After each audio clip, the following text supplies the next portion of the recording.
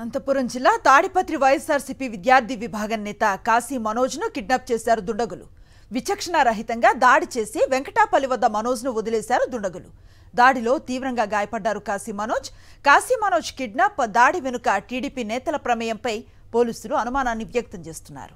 మనోజ్పై దాడి చేసి వెంకటాపల్లి వద్ద వదిలేసి వెళ్లారు. ప్రస్తుతం మనోజ్ పరిస్థితి ఎట్లా ఉంది? ఈ దాడికి సంబంధించిన పూర్తి వివరాలు మా కరెస్పాండెంట్ శివారెడ్డి అందిస్తారు. శివారెడ్డి, చెప్పండి. అనుశ్రీ, అనంతపురం జిల్లా తాడిపత్రిలో వైఎస్ఆర్ కాంగ్రెస్ పార్టీ విద్యార్థి విభాగం పట్టణాధ్యక్షుడు కాశీ మనోజ్ కిడ్నాప్ తీవ్ర కలకలం రేపింది.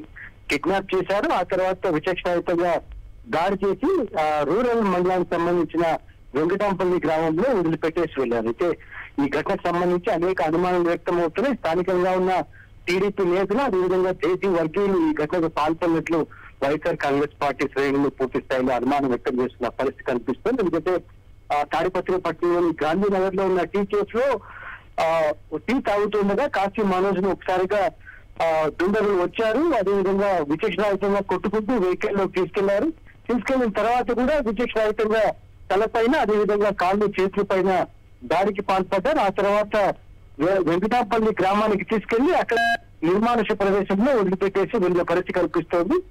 తీవ్రంగా కాశీ మనోజ్ ను ఒకటవుతున్న స్థానికులు ప్రభుత్వ ఆసుపత్రి, తాడిపత్రి ప్రభుత్వ ఆసుపత్రికి తరలించారు. కొద్దిసేపు క్రితమే వైఎస్ఆర్ కాంగ్రెస్ పార్టీ నేతలు కూడా ఆయన పరామర్శించడం జరిగింది. అయితే ఆయన ఎవరు తనను తీసుకెళ్లారని దానిపై పూర్తి స్థాయిలో చెప్పలేకపోతున్నారు. ఎందుకంటే తీవ్రంగా గాయపడడం వల్ల, అదేవిధంగా తలకు బలమైన గాయపడడం వల్ల ఆయన పూర్తి స్థాయిలో వివరాలు చెప్పలేకపోతున్నారు. ఇప్పటికే పోలీసులు కావచ్చు, వైఎస్ఆర్ కాంగ్రెస్ పార్టీ నేతలు కావచ్చు ఆయన ఘటనకు సంబంధించిన పూర్తి వివరాలు చెప్పాలని కోరినప్పటికీ ఆయన అస్వస్థకు గురై పూర్తి స్థాయిలో తీవ్రంగా గాయపడిన నేపథ్యంలో ఆయన ప్రస్తుతానికి అయితే చికిత్స పొందుతూ ఉన్నారు. చికిత్స అయిన తర్వాత మాట్లాడాల్సిన వైద్యులు చెప్తున్నారు. అయితే ఆయన కోలుకున్న తర్వాత పూర్తి స్థాయి వివరాలు వెలువడే అవకాశాలు కనిపిస్తున్నాయి. Thank you Sivareddy.